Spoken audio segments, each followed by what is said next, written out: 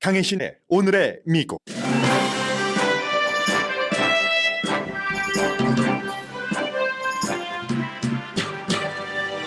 월스트리트저널 기자를 러시아가 미국의 지시로 스파이를 했다는 혐의로 체포했습니다. 냉전 이후 처음 있는 일입니다. 오늘 뉴욕에 도착한 차이 잉원 대만 총통이 중미 방문 이후 로스앤젤레스의 방문에 세계가 주목합니다. 대만 총통이 미국 하원 의장을 미국 땅에서 처음 만나는 일정 때문인데 과연 미국과 중국이 외교 마찰을 피할 수 있을지를 세계가 바라고 있고 쳐다보고 있습니다. 그와 함께 바로 전에 총통이었던 마잉주는 지금 중국을 방문 중입니다. 대만 내부의 분열을 보여줍니다. 내슈빌 초등학교 총격 사건 이후에도 의미 있는 총기 규제는 불가능해 보이고 기도한다는 말만 크게 들립니다. 오늘의 미국을 듣고 계신 여러분들께서 모두 알아두시는 게 좋을 뉴스입니다. 처방전 없이 오피오이드 해독제를 구입할 수 있도록 식품의약국이 승인했지만 가장 도움이 필요한 사람이 해독제를 쉽게 살 수 있는지는 의문입니다. 빅텍 주식이 크게 오르면서 주식시장을 다시 리드합니다.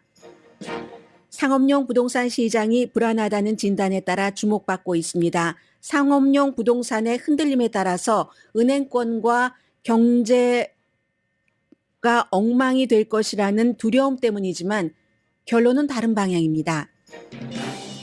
2대의 육군 헬리콥터가 켄터키주 캠벨 기지 가까이에서 추락해 적어도 9명의 군인이 숨졌습니다.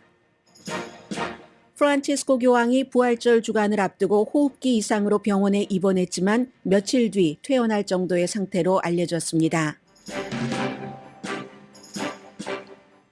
여러분 안녕하십니까? 오늘의 미국 강혜신입니다. 오늘 미국의 탑 뉴스는 지금 그 케이블 모든 채널들도 마찬가지인데 미국의 기자가 러시아에서 스파이 혐의로 체포됐습니다. 당연히 이제 그 월스트리트저널의 기자입니다. 그 전에는 그 AFP 통신에서도 일을 했고 뉴욕타임스에서도 일을 한 기자인데 에반 게르시코비치라는 기자인데 당연히 이 기자는 혐의를 부인하고 월스트리트저널도 부인을 하고 그리고 기자의 동료 기자들도 마찬가지로 트윗 등을 통해서 부인을 하고 있습니다. 이건 무엇을 얘기하냐면 러시아와 미국이 그만큼 지금 긴장 상태에서 러시아가 우크라이나를 침공한 지 13개월 만에 냉전 이후 처음으로 미국 기자를 미국 정부의 지시에 따라서 러시아에서 국방 분야에서 기밀을 훔쳐가려는 행위를 하지는 못했다고 또 얘기를 합니다. 그 러시아 정보국이 하려고 하는데 현행범으로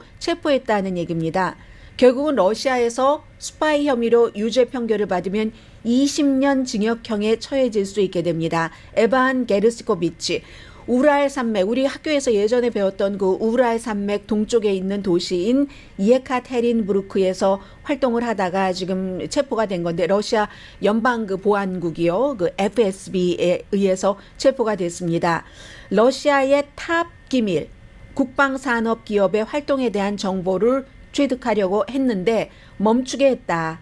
그래서 기본적으로는 5월 29일까지 미국 기자를 구금한다는 겁니다. 인테르팍스 통신을 인용을 해서 그 러시아의 일이기 때문에 해외 언론도 전부 러시아의 매체를 통해서 보도를 하고 있습니다. 그의 변호사가 법정에 출두하는 것도 금지시켰고요. 그리고 이제 그 법원의 스태프들과 모든 방문객들도 전부 해산시키고 미국 기자를 공식적으로 체포하는 과정을 진행을 했습니다. 혹시라도 폭발물 위협 때문에 그렇다. 이게 러시아의 발표고요. 월스트리트저널과 그 월스트리트저널의 동료 등등은 저널리스트로 일하는 나의 친구, 내 친구가 이렇게 체포됐는데 이거는 저널리즘은 범죄가 아니기 때문에 곧 석방돼야지 된다 하는데 러시아가 곧 석방해 주겠습니까? 뭔가 이제 서로 수감자 수합이 들어간다 할지라도 당장은 절대로 하지 않을 겁니다. 그리고 이런 경우에는 항상 미국이 민주주의, 서방 국가가 이 독재와 어떠한 그 강력한 그런 그 규제를 갖고 있는 러시아와 함께 뭔가 협상을 할 때는 서방 세계가 훨씬 약하죠. 해서 전쟁이 대대적인 규모가 되기 전부터 러시아가 이제 이런 기자들의 보도를 좀 그 단속을 했다고 할까요? 그래서 외국 매체가 너무 힘들어서 BBC 방송의 세라 레인폴드 기자는 나는 쫓겨나고 말았다라고 오늘 얘기를 하고 있고요. 그리고 뭐 가짜 뉴스다. 러시아에게 나쁜 그 모든 뉴스는 전부 가짜 뉴스라고 하고 러시아 군의 명예를 떨어뜨린다고 하면서 유죄다 해서 거의 모든 독립 미디어는 지금 러시아에서 문을 닫았습니다. 뭐 예를 들어 러시아 투데이라든가 이렇게 러시아 그 블라디미르 푸틴 정권과 연관돼 있는 정권의 나팔수를 하는 매체를 빼고는 뭐 TV 레인이라든가 에코 오브 그 모스코 라디오라든가 영어로 우리가 접할 수 있는 많은 매체, 특히 이제 노바야 가제타는 여러분들께 많이 말씀을 드렸는데 노바야 가제타의 기자들이 7명이 살해됐습니다. 2000년 이후에. 그리고 그 신문을 만들었었던 드미트리 그 무라토프 씨가 2021년도에 노벨 평화상도 받았잖아요. 이런 신문들 지금 전부 활동하지 못하고 있는 상황에 월스트리트를 위해서 기사를 써줬던 바로 그 기자가 스파이 혐의로 체포되고 만단 겁니다. 러시아에서는 어떠한 그 정보를 그 수집한다는 게 전문가로부터 정보를 듣고 한다는 것을 이건 뭐 스파이 활동이다라고 얘기하기 따라서 러시아 정부는 그렇게 하는 것이고 실제로 러시아 외무부가 우랄 산맥 근처에서의 그의 활동은 저널리즘이 아니었다. 스파잉하는 것이었다라고 얘기를 합니다. 이번 주에 마지막으로 이 기자가 월스트리트저널에 보낸 기사가 엊그제였던 것 같은데 제가 여러분들께 전해드리진 않았습니다. 이제 러시아가 우크라이나를 침공을 한 뒤에 서방 세계의 경제 제재 같은 것들도 굉장히 많았잖아요. 그래서 finally 러시아의 경제가 약화되고 있다. declining이라고 표현을 했고요. 그러면 러시아는 사회주의 국가니까 사회적인 그 프로그램은 계속 유지를 하면서 또 국민들의 반발을 막아야 되기 때문에 그러면서도 국방비를 어떻게 마련을 할 것인가? 그게 바로 이 기자가 마지막으로 쓴 기사였고 지금 미국과 러시아가 굉장히 긴장되고 있는 상황에서 수감자 교환을 말하기는 이르지만 지금도 이제 미국의 농구 선수가 얼마 전에 풀려났었잖아요. 뭐 아주 미국으로 생각하면 작은 것인데 뭐 딱 그 재판까지 해서 오랜 동안 수감됐어야지 되는데 거의 10개월 정도 복역하고 이제 그 브리트니 그라이너가 미국으로 돌아왔고 러시아 무기상과 서로 이제 수감자들을 스와핑을 했잖아요. 그래서 이 문제는 지금 그 바이든 대통령에게 또 하나의 아주 큰 문제가 될 것 같고요. 그리고 제가 지금부터 말씀드리는 이 내용은 아마 대만에 대해서 중국에 대해서 세계 정세에 대해서 잘 알고 계시는 분들도 계실 테고 그냥 어렴풋이 알았는데 뭔가 연결이 맺어지지 않는다 하신 분들도 계실 텐데 앞으로도 미국과 대만과 중국은 항상 미국의 중요한 뉴스이기 때문에 마침 차이 잉원 그 대만 총통이 오늘 그 뉴욕에 왔거든요. 뉴욕에 오고 이제 과테말라와 다른 나라 중미를 들렀다가 4월 5일에 로스앤젤레스에 와서 레이건 박물관에서 케빈 맥카티를 만나고 하는데 여기에 대해서 중국이 이미 경고장을 보냈잖아요. 그래서 지금 미국과 러시아의 긴장은 앞서 말씀드렸고 미국과 중국과의 긴장이 그 차이 잉원의 미국에서의 미국 정치인들 만남으로 인해서 지난번에 풍선 사태가 있었고 이게 긴장으로 가지 않기를 세계는 바라고 있습니다. 그것은 이제 중국의 결정에 달린 것 같은데요. 오늘 좀 대만, 중국, 미국 이걸 조금 이제 한번 정리하는 그런 입장에서 전해드리겠습니다.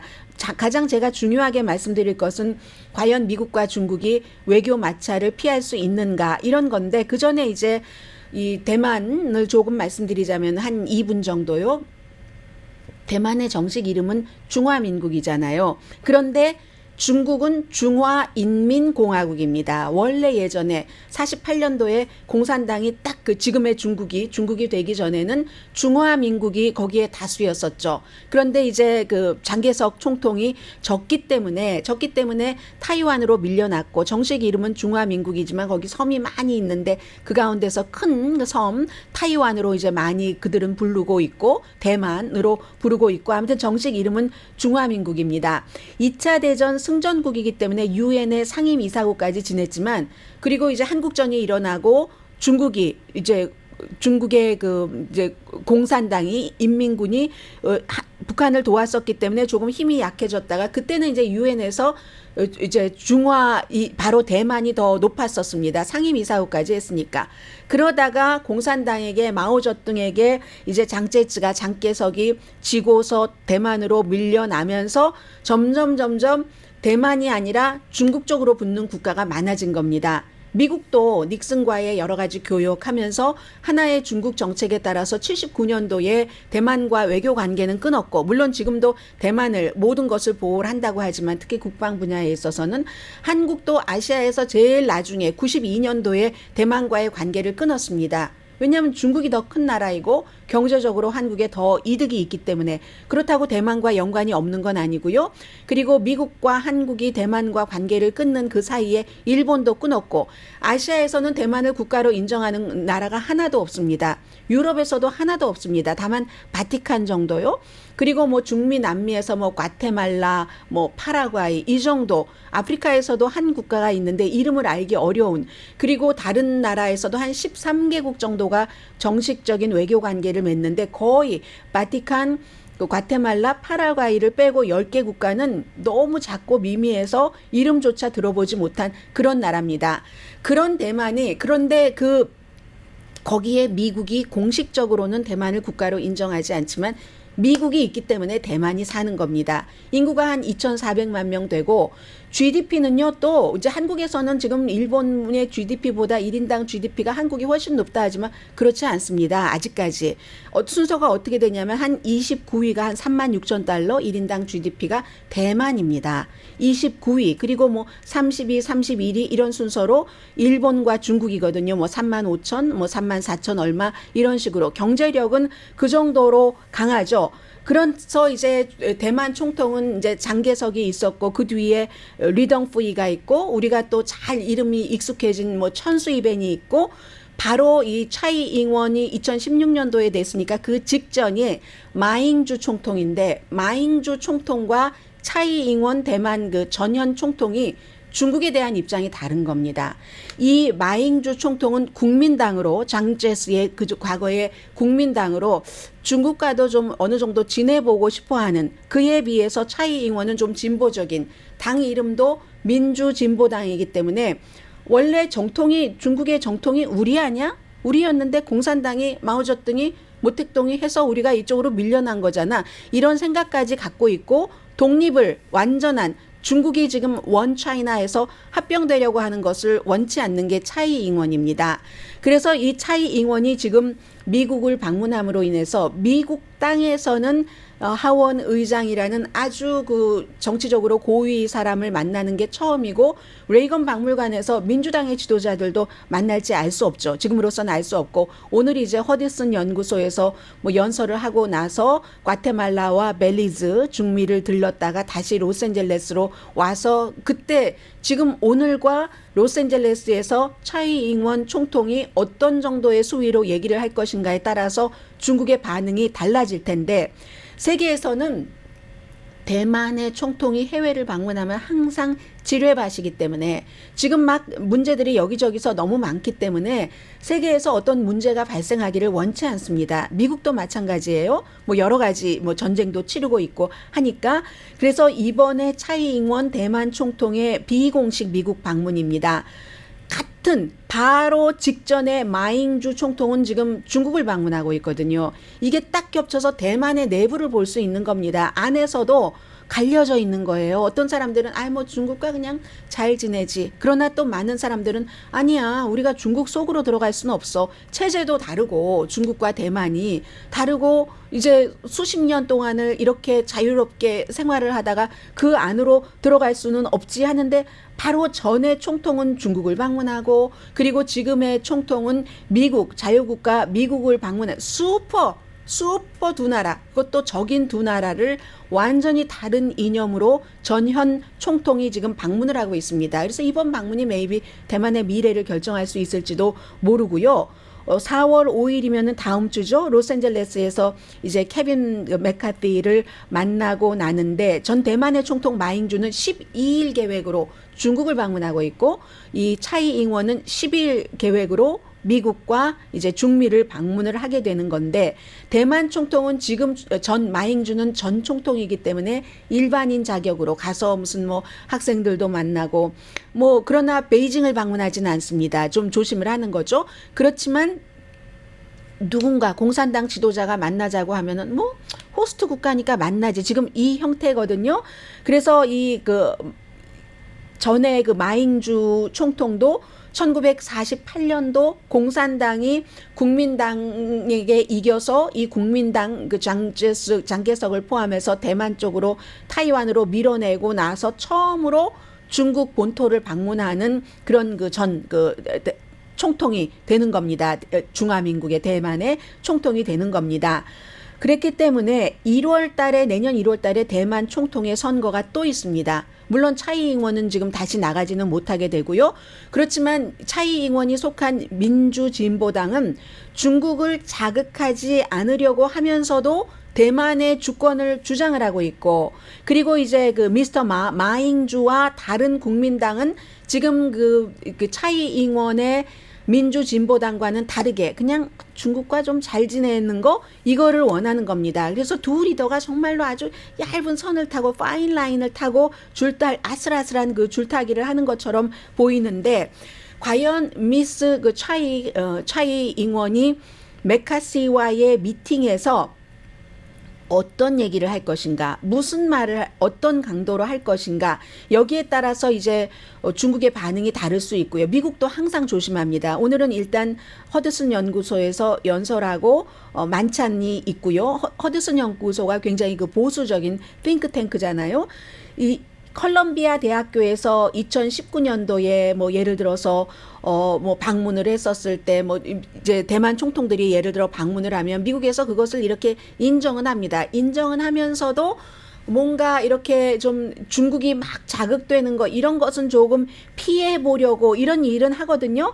그래서 미국은 지금 차이 잉원도 과거처럼 활동을 좀 제한할 게 좀 확실하고요. 예전에 1994년도에 그때는 이제 리덩푸이 총통이었는데, 그 사람이 여기 왔었을 때 하와이에 계신 분들은 기억하실 겁니다. 미국이 하와이에서 재주유를 하도록 비행기 그런 것을 허락을 해서 전례를 깼는데, 그런데 이 총통이 비행기에서 내려가지 않았습니다. 미국의 비행장에서의 리셉션이 너무 초라하다고, 아니 중국 눈치를 이렇게 보는 거야 하면서 그런 일들이 있었고, 그가 이제 모교 코넬 대학교 나왔었거든요. 리덩후이가 방문하는 것은 승인했지만 보다 본격적인 활동하는 것에는 제안을 했는데도 그때 막 베이징이 화가 나서 막 군사력을 동원을 해서 훈련을 하고 했었던 일이 있는 겁니다. 그래서 지금도 마찬가지로 이 차이 잉원은 미국 방문이 6번이나 되기 때문에 메카피와 얼마나 예민한 이슈를 말할 것인가, 이건 4월 5일까지는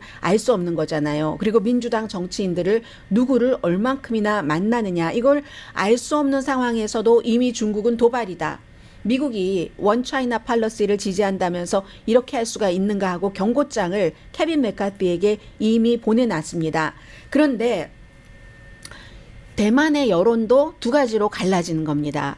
지금 중국을 방문하고 있는 마잉주와 미국을 방문을 하고 있는 차이 잉원 사이에서 어떤 때는 조금 국민당 쪽을 지지하는 것 같다가, 또 어떤 때는 또 이 민주진보당을 지지하는 것 같다가, 그런 것들도 지금 대만의 현재의 경제 상황이 어떻게 되느냐, 지금은 그다지 좋지는 않다고 하잖아요. 좋긴 좋지만. 그래서 이제 거기에 따라서 상당히 달라질 수 있고, 또 아무리 조용하게 방문을 해도 중국은 여기에 당연히 반응을 하는 것이 분명하고요.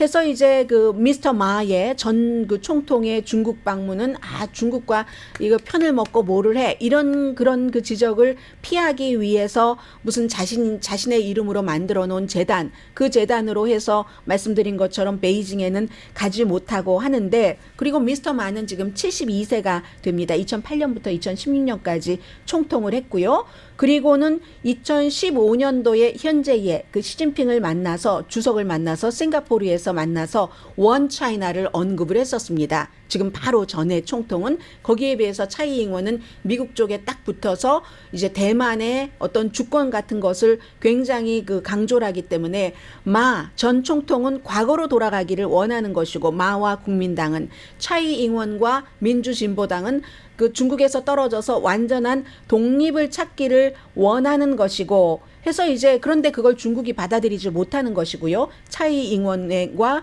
민주진보당의 것은 해서 내년에 누가 총통이 되든지 말하자면 프레지던트인 거예요.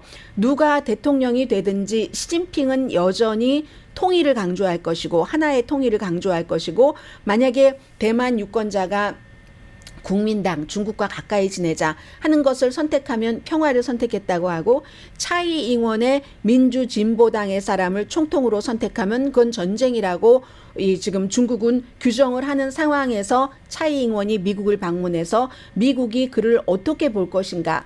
만약에 미국이 차이 잉원의 미국 방문에 대해서 과잉하게 반응을 하지 않는다면은 그러면 차이 잉원은 뭐 성공했다라고 얘기를 할 것이고 만일 중국이 무슨 뭐 무력적인 어떠한 대응을 한다면 이게 또 야 이렇게 되나 저렇게 되나 이거는 뭐 완전히 그 전쟁을 막을 수 있다는 그런 희망이라고 할까요? 대만의 희망 이런 것은 줄어드는구나 하는 의미에서 이제 이 사람의 방문 어떻게 말을 하고 미국에서 차이 잉원이 그리고 그 말에 대해서 중국 정부는 어떻게 반응할 것이며 그리고 마지막에는 미국이죠. 미국이 만약에 어떠한 무슨 충돌이 있을 때 어떻게 하느냐 이것까지가 미국의 굉장히 지금 중요한 외교 정책이고 그 외교 정책의 시험대가 오늘 뉴욕에서 시작이 됐습니다. 차이 잉원 대만 총통에 의해서.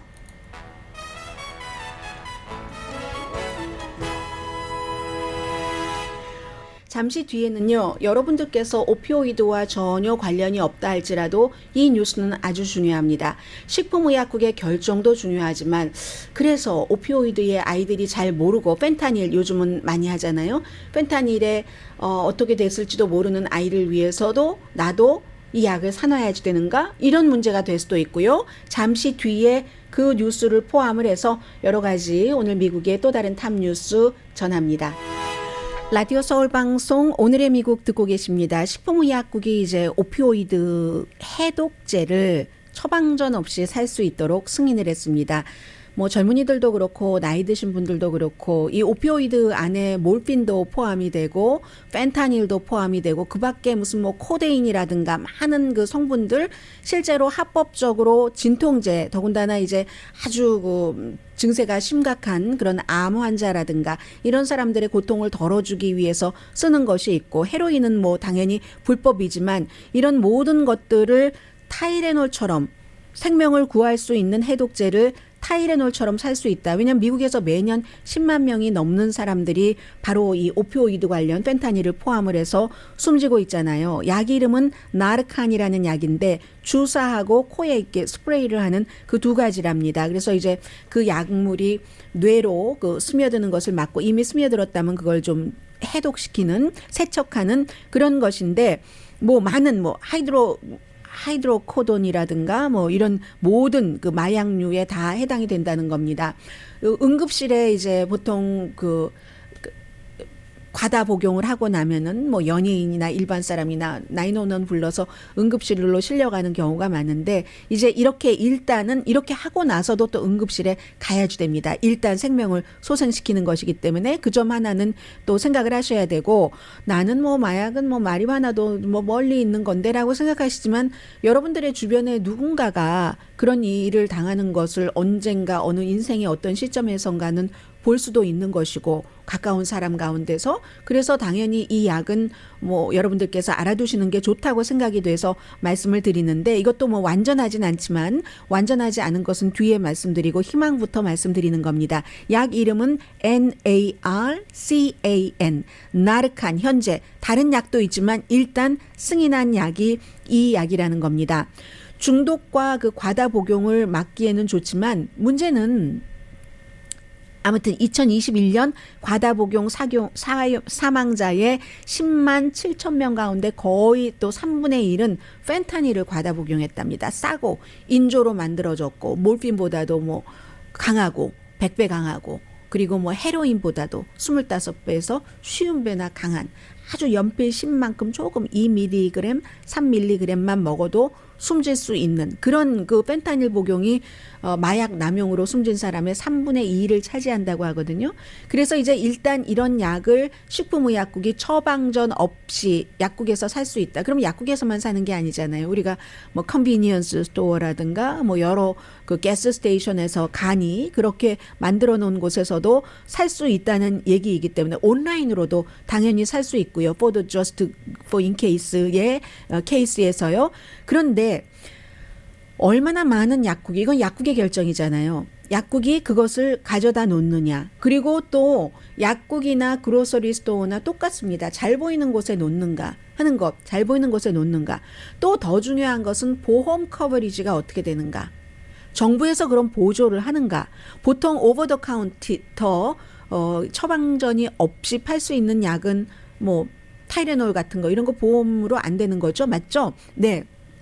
오버 더 카운터가 거의 그 보험으로 적용되지 않기 때문에 그런데 오피오이드 남용 모든 펜타닐부터 뭐 몰핀 다 포함해서 그런 남용을 하는 사람들의 적어도 5명 가운데 1명은 그 보험이 없다는 얘기거든요. 가격이 그럼 어느 정도냐? 스프레이 2번 할 수 있는 2번 패키지가 이 나르칸이라는 게 $47 보통 그 정도 된다고 하거든요. 이것도 좀 차이가 있기는 있는가 봐요. 근데 한 번 하고 될 수도 있지만 펜타닐 같은 것은 너무 강하기 때문에 어떤 경우는 뭐 3번, 4번 도스라고 하잖아요. 우리가 1도스, 2도스 뭐 하는 그 한 3번, 4번까지 해야지 되는 경우도 있다고 하는데 보험이 없는 사람이 뭐 2번 할 수 있는 거 들어 있는 것이 $47면 이게 가격이 싼 게 아닙니다.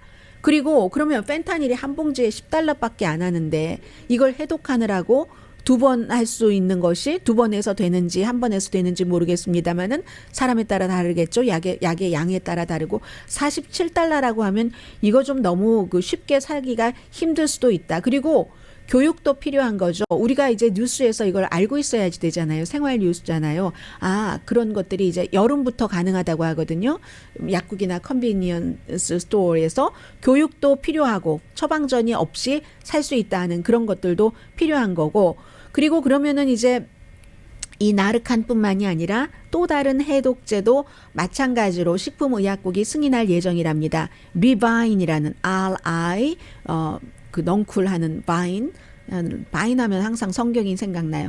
VINE 그 RI VINE 이건 한 $18 정도 한다고 하거든요. 한 번에 한 도스에 그런 것. 그리고 분명한 것은 이 나르칸이라는 것을 쓰더라도 911 앰뷸런스는 불러서 확인을 한번 해야지 된다 해서 전문가들은요. 어쨌든 오피오이드에 중독이 됐건 남용이 됐건 생명이잖아요. 모든 생명은 지켜져야지 될 만한 그런 그 가치가 있는 것이고 이게 참 싸거나 아니면 무료가 아니면 그러면 그 오피오이드를 남용하고 하는 사람들 사이에서 뭐 몇십 달러씩 주고 뭐 어떤 경우 $100 넘게 하고 이걸 선택하지 않을 사람들도 많을 것이다 라고 얘기를 하고 있는 겁니다. 그러나 어쨌든 미국에서는 이게 굉장히 중대한 스텝인 것만은 분명해 보입니다. 사실은 해독할 수 있는 약이 있어요. 이러면 내가 얼만큼 하면은 되는지를 아니까. 왜 얼마 전에 그 전우원 씨 그 전두환 그 전 대통령의 손자가 자신의 여러 가지를 고백을 하고 가족을 고발을 하면서 마약 사용하고 어느 정도 뭐 죽지 않을 만큼만 이런 얘기를 하잖아요. 많이 하는 사람은 알잖아요. 그렇기 때문에 이런 해독제를 처방전 없이도 쉽게 구입할 수 있다고 하면 오히려 그런 사람들이 더 많이 하겠네 하는 부작용을 지적하는 사람들도 있습니다. 그러나 식품의약국에서 이 같은 오버 더 카운터로 팔기로 결정을 했을 때는 그 같은 부작용보다는 더 많은 사람을 살릴 수 있다는 작용이 더 크다고 판단했기 때문이라고 보고요. 그리고 어제 제가 사실은 여러분들께 전해드리고 싶었는데 못 전해드렸던 뉴스인데 그리고 오늘도 마찬가지고 딱 이 헤드라인만 알고 계셔도 될 정도입니다. 어제 뉴욕타임즈에서 건강에 관해서 뭘 보도했냐면 10,000보를 걸어야지 된다고 하는데 그게 사실 맞는 말이야? 10,000보가? 뭐 이런 얘기예요. 그래서 결론은 뭐냐면요.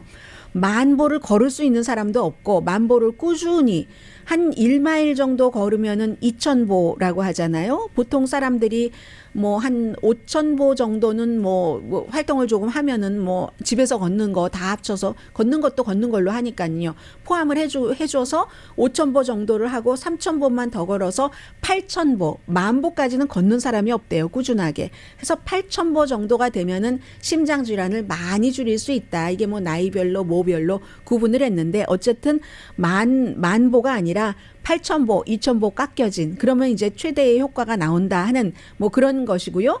그리고 또 하나는 이제 오늘 나온 뉴스 가운데 하나가 지중해 식단을 얘기를 합니다. 올리브 들어가고 풀 많이 들어가고 하는 뭐 엔초비도 들어가고 왜 그리스 사람들 먹고 하는 뭐 너무나 잘 알고 계시는 이것이 뭐 심장질환이나 사람들 장수하는 데 도움이 된다. 이게 새로운 뉴스 아니잖아요, 여러분. 늘 들어왔던 거잖아요. 그래서 올리브 오일 드시는 분들도 많이 계시고 하는데 그런데 지금까지는 그렇다 했는데 보다 본격적으로 확실하게 임상 실험으로 확인이 됐다 하니까 뭐 오늘부터 지중해 식단 더 많이 드시길 바라고요. 그 내용이 이제 건강과 관련돼서 있었던 거고 그리고는 이제 제가 이 말씀은 더 이상 새로운 뉴스가 아니면 드릴 필요가 없다고 생각이 됩니다. 내쉬빌의 그 총격 사건에 대해서 왜 어제 제가 그 테네시주의 하원 의원이 의회에서는 이런 걸 할 계획이 없고 의회가 별로 도움이 안 돼라고 하니까 사람들이 저 뭐 하는 얘기야. 어쨌든 해봐야지 되는 거 아니야? 최소한 AR-15 총만이라도 트럼프 전 대통령도 그게 왜 일반 사람들에게 필요하지? 라고 대량 총격 사건이 일어났었을 때 보좌관들에게 얘기를 했다고 하는데 뭔가를 해봐야 되는 거 아니야? 전국적인 뭐 주별로 다 총기 규제에 대한 것이 있지만 통일된 전국적인 규제가 없으면 이게 집행되기가 별로 쉽지도 않고 효율성이 줄어듭니다. 그렇기 때문에 전국적인 신원조회, 전국적으로 AR-15 같은 것을 사지 못하도록 막는 이런 등등의 것이 있는데 테네시주의 팀 버쳇이라는 연방 하원 의원이 우리는 안 할 거예요 라고 얘기를 하고 막 비난이 쏟아졌대요. 그랬더니 이분이 오늘 아침에 팍스 앤 프렌즈에 나와서 인터뷰하는 거에 보니까 나의 믿음을 증오하는 사람들이 너무 많다 이렇게 얘기를 했고요. 총기 폭력 문제를 해결하는 데 있어서 의회는 일을 엉망으로 만들 뿐이다. 해결할 능력이 없어. 실질적인 역할을 못해. 이렇게 얘기를 하고요. 또 하나는 기도하는 사람들은 총을 쏘는 사람들이 아닙니다. 뭐 이렇게 또 얘기를 했어요. 그리고 전국적인 신원조회를 강화하는 법안도 본인은 지지하지 않는다. 그냥 계속 뭐 기도만 하자는 얘기인지 기도한다는 얘기는 많이 나오는데 총기 문제는 기도로 풀어지는지 저는 잘 모르겠습니다. 잠시 뒤에 또 하나 요즘 계속 얘기가 되는데 그래서 굉장히 뭐 망하고 말 거야 라는 쪽으로 가는데 사실은 그렇지 않다는 거. 한국 분들 가운데서 상업용 부동산을 소유하고 계시는 분들도 계시고 부동산 업을 하고 계시는 분들도 계시고 그리고 어느 몰인가가 망하면 나도 망한다 이런 분들 다 연관된 거잖아요. 그 부분에 대해서 상업용 부동산 시장의 미래에 대해서 전해드립니다.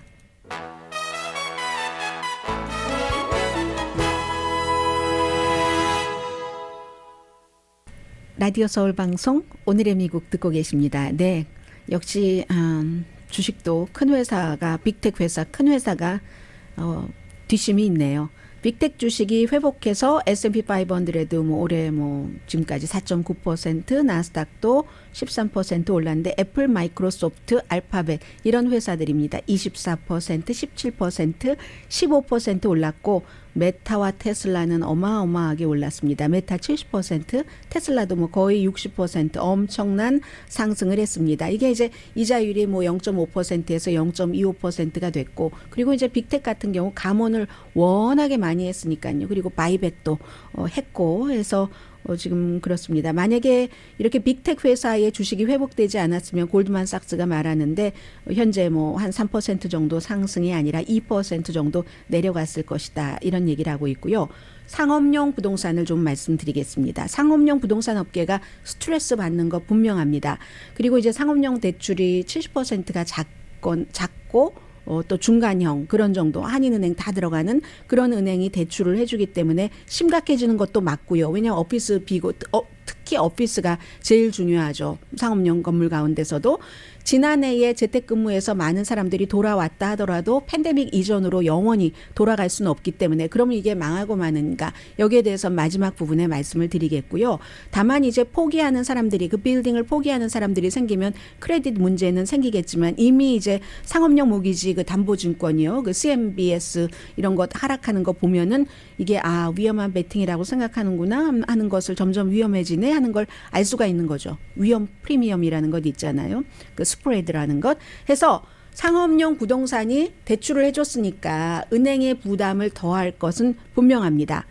그래서 뭐 투자자에게 상업용 부동산 어떻습니까 하고 물어보면은 뭐 다양한 답들이 나오겠죠. 제가 이코노미스트를 중심으로 말씀을 드리겠습니다. 투자 펀드인 폴포의 다니엘 그 맥나마라 씨는 완전히 특히 이제 사무실 여기는 쓰레기통 속에서 막 화재가 확 불붙어서 일어나는 것 같다. 그 아웃 오브 컨트롤이잖아요. 이제 그렇게 표현을 합니다. 가게, 창고 이런 걸 포함한 조금 더 넓은 상업용 이렇게 하면은 조금 덜 암울하긴 하대요. 오피스가 제일 심각한 겁니다. 샌프란시스코, 시애틀 뭐 거의 지옥 같다고 얘기를 하죠. 왜냐하면 테크 거품도 터졌기 때문에 코비드 19 때 또 사람들이 쇼핑몰 같은 데도 안 갔고 또 직원은 집에서 일했고 부동산 가치는 또 이자율도 그렇고 하고 뭐 여러 가지로 랜드로드가 지출이 많아지는 거예요. 뭐 재산세는 내야지 되고 하는 등등 해서 최근에 은행 사태 이거 상업용 부동산 대출해 주는 게 엄청 많은 은행은 어떻게 하는가? 그래서 그런 것들이 무너지면서 경기 불안까지 오는 것 아니야? 굉장히 걱정들을 하고 있죠. 첫 번째는 부동산 그 자체에 대한 문제. 비어 있고 돌아오지 않으니까. 돌아가도록 노력을 해도 다 돌아갈 수는 없으니까. 두 번째는 재정 사태. 그래서 버리는 회사들이 있잖아요. 그것을 은행에다가 돌려주는 그런 경우는 이제 그 재정 사태, 크레딧 문제가 되는데 예를 들어서 자산 운용 회사 브룩필드라는 곳이 7,840억 달러를 재융자를 해야지 되는 그런 재융자 시기도 있잖아요. 지금 한참 재융자를 해야지 되는데 그 재융자를 안 하고 LA에 있는 두 개의 큰 타워를 은행에 열쇠를 줬습니다. 세리그룹과 몰건 스탠리에. 상업용 부동산이 아마존 같은 경우도 우리가 그때 창고를 너무 많이 지었어 이렇게 얘기를 하잖아요. 그런데 진짜는 사무실이죠. 사무실이 상업용 부동산의 4분의 1을 차지를 하고 그리고 그러므로 상업용 부동산 그 사람들이 소유주가 지고 있는 빚의 4분의 1을 그 차지를 하고 있죠. 공실률이 늘어나서 최고의 사무실이 아니면 아주 새로 막 리노베이션 해놓고 한 사무실이 아니면 공실률이 굉장히 늘어났는데 그나마 랜드로드가 좋은 인센티브를 주면은 조금 차는데 샌프란시스코는요. 상업용 부동산 건물이 29% 이상이 비었답니다. 팬데믹 이전에 8배래요. 그럼 팬데믹 이전에 뭐 2%, 3%이 정도밖에 안 비었는가 보죠. 베이컨시가. 그런데 이제 그렇게 돼서 최근에 이제 사람들이 샌프란시스코를 포함해서 이거 어떻게 해야지 되겠어 하면 렌트비를 막 깎아주죠. 그래서 공실률이 크게 베이컨시가 많은 그런 도시는 오히려 팬데믹 이전보다도 그 리스 비용이 렌트비가 15%나 줄어들었다는 거거든요. 그래도 랜드로드가 이 나의 빌딩을 지키지 못하거나 아니면 이거 너무 많이 들어가 재산세 뭐 등등 해서 원치 않을 수도 있다는 거죠. 상업용 부동산의 40%가 지금 재융자를 받는데 문제가 있답니다. 그런데요. 이걸 돈으로 따지고 보겠습니다. 따지고 보면은 은행은 이제 사무실 들어오지 않으면 디스카운트로 팔아야지 되니까 그런데 과거에 2007년, 2009년 그때의 역사는 되풀이되지 않는다고 봅니다. 이코노미스트는. 왜냐면요. 첫 번째, 상업용 부동산은 사실은 지난번에는 주택 거품이었잖아요. 서브프라임 그 몰기지 이런 것 주택 거품이 문제가 됐는데 상업용 부동산은 주거용 부동산의 반밖에 안 된다. 규모가. 그리고 느슨한 대출은 그때 대출은 엄청 심했잖아요. 막 주택 가치의 100% 이상 또 대출을 해주고 했는데 상업용 부동산 대출은 뭐 75%까지 이런 그 당시와 비교해서도 지금도 상업용과 주택용의 그 대출해주는 한도의 차이가 있기 때문에 최악의 시나리오라도 영향은 제한적이라고 봅니다. 예를 들어서 작은 은행, 중간 은행들이 많이 대출을 해주는데 그 대출한 상업용 부동산 2조 2천억 달러, 작은 은행이 대출한 2조 2천억 달러 규모 정도 된답니다. 그게 이제 4분의 1이 사무실 대출인데 사무실 대출에 여기서 반 정도가 못하겠어 포기하겠어 하고 열세를 대출기관에 돌려주면 전체적으로 규모가 2,800억 달러 정도가 되고 3년 전 가치의 3분의 1 정도로 팔아서 결국은 상업용 부동산 업계가 잃어버리는 돈이 1,400억 달러랍니다. 1,400억 달러래요. 그럼 이것만 계산하시면 될 것 같습니다. 1,400억 달러를 이리저리 해서 대강 통계적으로 잃어버리면 이건 스몰 뱅크 자산의 10%에 불과하답니다. 그러면 물론 어떤 은행은 상업용 부동산 대출에 한 80%, 90%를 했다 하면 그런 은행은 힘들 수 있죠. 그러나 이것도 역시 안전하게 분산 투자를 했다면 은행 자체가 그러면은 괜찮다. 그러니까 어느 은행은 분명히 이로 인해서 망할 수 있는 은행도 있지만 그러나 2007년, 2009년 그때처럼은 되지 않을 것이다 해서요. 부동산 투자 회사 플랫폼인 카드레의 라이언 윌리엄스라는 전문가가 두 가지 경로를 예상을 합니다. 첫 번째, 원천적으로 가격을 조정하는 거죠. 은행이 열세를 받고 나서 이제 누군가가 포기를 하면 그러면 은행이 디스카운트 된 것에 팔고 나서 새로운 바이어가 아주 그 관리를 이제는 많은 사람들이 필요 없어지게 되는 그런 형태로 그 빌딩을 바꾸면 점유율이 낮아도 되도록 바꾼다. 그리고 두 번째는 공무원이 개입을 한다는 겁니다. 로컬 공무원이 전체 거리가 황폐화되는 게 싫으니까 주정부 차원이 됐건 카운티 로컬에서 어떠한 인센티브를 줘서 리노베이트를 하고 이미기에 시작이 됐다는 겁니다. 이 기사를 보도를 한 이코노미스트의 워싱턴 사무실에서도 이렇게 바깥에 보면은요 오래된 그 뱅가드라는 그 유명한 빌딩 그 피스코비였던 그곳도 아주 빛나는 아파트먼트로 바뀐다는 거거든요. 지금의 이 나쁜 상황을 어떻게 전환하느냐에 따라서 달라지고 그리고 아무리 최악의 상황이라도 주거용의 반밖에 되지 않기 때문에 그렇게 2007년, 2009년으로 가는 일은 없다 하는 결론입니다. 너무 걱정하지 마세요.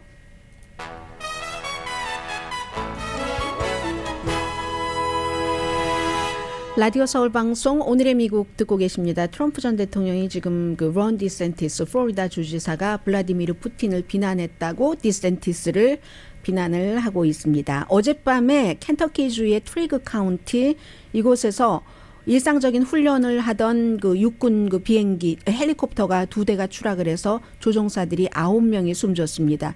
주지사가 나와서 여러 가지 얘기를 했고요. 포트 캠벨 그 유명한 그 군기지가 있는 바로 그 가까이 켄터키하고 테네시 그 국경에서 일어난 일인데 이 군기지에 101 공수사단 미국에서 유일한 그 공습 그 사단이잖아요. 세계 각 나라에 이렇게 다 배치가 돼서 임무를 하는 전투도 하고 하는 그곳이 있고 또 특수작전 연대도 있고 160 그리고 특수그룹 부대 등등이 있는데 어쨌든 문제는 육군 헬리콥터가 2대나 추락을 해서 이랬다 하는 것은 국방에 미국 국가에 그다지 좋은 뉴스는 아니에요. 그리고 자세한 것은 나중에 또 발표를 한다고 얘기를 했고요.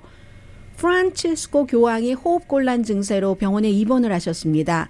그런데 이제 어제 그 스케줄도 무슨 텔레비전 인터뷰나 이런 그 스케줄들도 다 취소를 했는데 코비드 19은 아니라고 하고요. 왜 입원했냐면 호흡곤란인데 프란치스코 교황이 막 축구도 하고 이런 게 있지만 어렸을 때 아주 심각한 폐렴에 걸려서 왼쪽 그 폐에 부분을 잘라내서 평소에도 조금 컨디션이 나쁘면 어떠한 그 호흡곤란 증세 같은 것을 느끼는데 그런데 이제 이번에는 특별히 이 시기가 이번 주말이 팜 선데이고요. 종려주일 시작돼서 그리고 목요일이 이제 홀리 더스데이고 금요일이 또 굿 프라이데이고 그리고는 이제 이스터 버질이 있고요. 그리고 일요일이 벌써 날이 벌써 그렇게 되나요?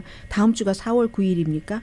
4월 9일이 선데이, 부활절 선데이잖아요. 하니까 이 다음 주에 굉장히 프란치스코 교황이 중요한 그런 때인데 지금 병원에 입원을 하셨기 때문에 걱정이고요. 바티칸에서 나오고 있는 얘기는 그냥 며칠 정도만 이렇게 지내시면 될 것 같다. 이 다음 주에 부활절 그런 그 홀리 주간에는 일을 교황이라는 거잖아요. 일을 하실 수 있다라고 얘기는 합니다. 제가 그 워싱턴 포스트를 봤는데요. 어떠한 그 강아지와 입양을 많이 하잖아요. 요즘 미국에 사시는 분들도 한국에서 강아지를 입양해 오시는 분들도 계실 텐데 미국에서도 강아지를 이제 입양해 주는 그곳에 염소가 온 겁니다. 염소가 왔는데 아니 이게 어떻게 된 일인지 염소와 강아지가 같이 이렇게 두고 보니까 둘이 너무너무 사이가 좋아서 같이 둘 수는 없으니까 떼어뒀대요. 떼어뒀더니 막 염소가 얼마나 서글프게 울던지 어떻게 주체를 할 수가 없는 거예요. 그래서 결국은 이 강아지와 이 염소를 같은 사람에게 동시에 애완동물 염소예요. 동시에 입양을 시켜야지 되겠다. 워싱턴 포스트에서 그런 기사. 아주 그 동물 그 보호 단체에서도 이런 일은 처음이다 하고 얘기를 하더군요. 강혜신이었습니다.